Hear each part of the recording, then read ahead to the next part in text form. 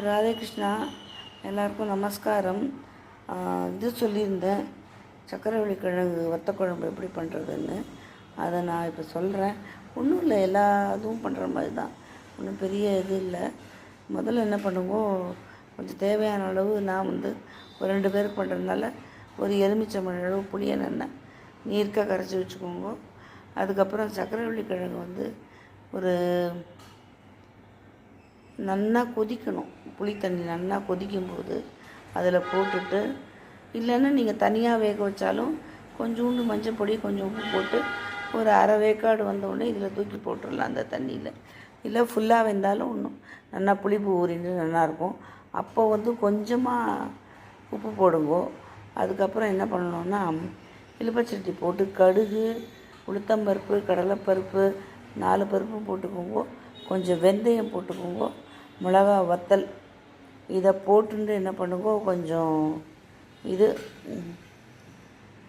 குழம்பு பொடி இருக்கு இல்லையா, குழம்பு பொடி தான் போடணும், வெறும் மிளகா பொடி போடக்கூடாது. குழம்பு பொடி போட்டு அதை கொஞ்சம் நல்லா ரொம்ப லைட்டாக லேசாக வறுத்துட்ட உடனே இந்த புளி தண்ணியை நல்லா கொதிக்க வச்சு கொஞ்சம் பாதி வேக்காடு வச்சுருக்கோம் இல்லையா, அதை தூக்கி இதில் போட்டுடணும்.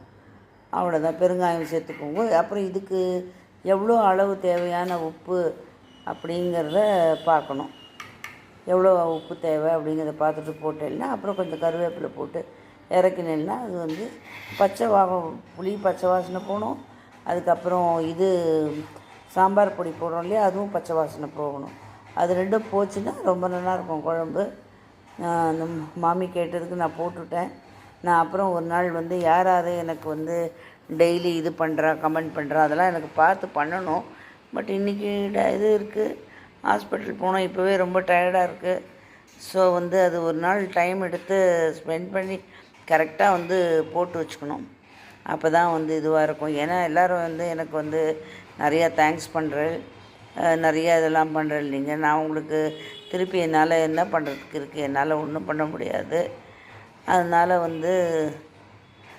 கொஞ்சம் மறந்து போச்சு என்ன பேசியிருந்தோன்னு. கொஞ்சம் எல்லோரும் ஹெல்ப் பண்ணுங்க, அவ்வளோதான். வேறு ஒன்றும் பெரிய விஷயம் இல்லை. குழம்பு ஆனால் நல்லாயிருக்கும். இந்த மெத்தடில் பண்ணி பாருங்க. தேங்க்ஸ் ஃபார் வாட்சிங். ராதே கிருஷ்ணா, நமஸ்காரம். தொடரும்.